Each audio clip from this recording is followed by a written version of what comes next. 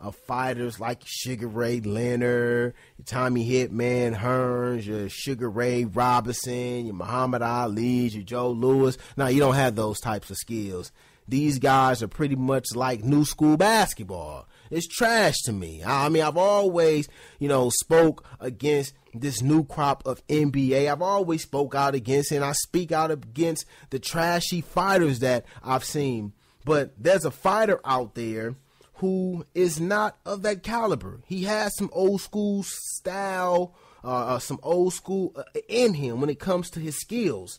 And that's Andre S.O.G. Ward, son of God. He will face Alexander Brand. The fight is set for August 6th in Oakland.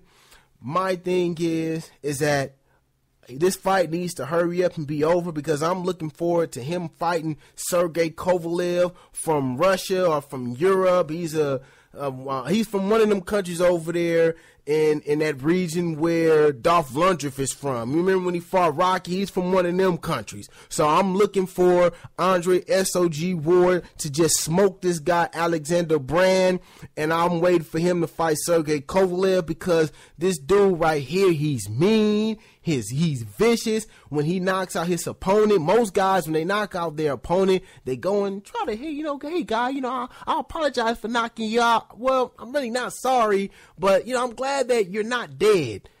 Kovalev, on the other hand, he's like, man, I don't care about none of that. Like, so what?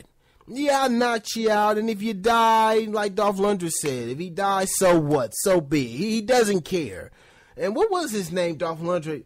In that Rocky movie, what was his name?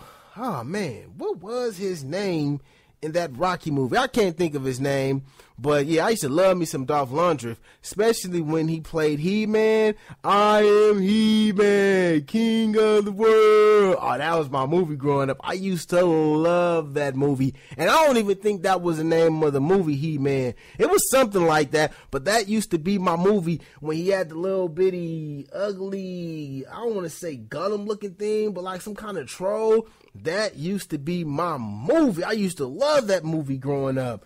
But yeah, that's the fight that I want to see. Andre S.O.G. Ward, the last Olympic gold medalist. But I want to get off into Johnny Manziel vows to go sober July 1st. Here's the thing about that guy. I really don't care about that guy. He doesn't care about the NFL. He doesn't care about the Shield. A guy who has a silver spoon in his mouth. He think that the rules does not apply to him. He likes hitting women. So for me, I have nothing for him. Now, I shouldn't feel that way, because I've been young myself, and I have made a ton of mistakes along the way. But it's something about an individual who has a ton of money, who comes from a lot of wealth, who acts as if the rules don't apply to him. I have a problem with that. I'm sorry. I do. I have a problem with somebody like that. And this is not a black thing. This is not a white thing. This is a people thing. I hate that. So yes, I have a little animosity towards Johnny Manziel. He doesn't belong in the National Football League. He doesn't, because when you act that way and it's like, you know what, I can do what I want to do and then there's no consequences. No, I'm not cool with that. So Johnny Manziel, he can go somewhere. Seriously, he can go somewhere. But the big news, Andrew Luck, $140 million over 6 years. My thing is, was the money well spent? For me, at the end of the day, the answer is no. Anytime I hear a quarterback get more money than Tom Brady, I cringe. Now, I understand that the frugal one, the owner of the team, Robert Kraft, he always finds a way to just be cheap and try to, get Tom Brady to defer some money, and then Tom Brady stupidly winds up doing it. But I just don't think so. Not with that defense looking the way that defense is looking. Andrew Luck can sit there and have numbers like Dan Fouts, throw for more yards than, who's out there? Brett Favre or Dan Marino, and he still won't win a championship until they address that defense. At the end of the day, you can't do anything without a great defense. I don't care who you are. I don't care what quarterback you are. You can't do nothing without a great defense. And I just don't know about this. Now, like I said before, the money will rise when it comes to the collective bargaining agreement. It'll go from $170 million to $200 million. So teams will have a little bit more flexibility to spend. The TV money that the NFL has is just superior to most sports, even though in the NBA, they're getting mighty close. So that will help. But as of right now, the guy hasn't won a Super Bowl yet, and he has regressed, and he was injured last season. So he has to show me something.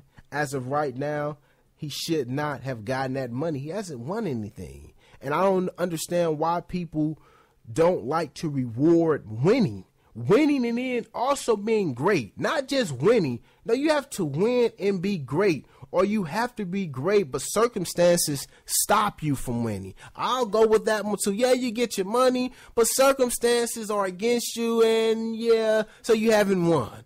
But in his case, he has a little bit of that. The defense has been awful, and he has had to carry that team.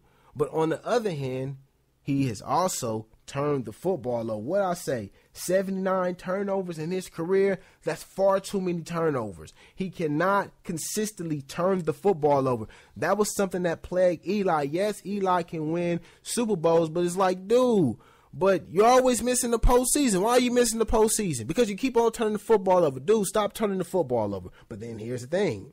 Eli has 2 Super Bowl rings. So as a fan, I can digest Eli getting paid. Why? Eli brought you Super Bowls, and then not only that, he beat who? Tom Brady. We can sit there and say Tom Brady is the greatest thing since sliced bread, but you know what Eli can say? He ain't beat me, so I don't know what you're talking about. He beat that guy, but he ain't never beat me. So, yes, thank y'all for listening to me, the Grizz, as I banter. I truly, truly love y'all, and I'm out.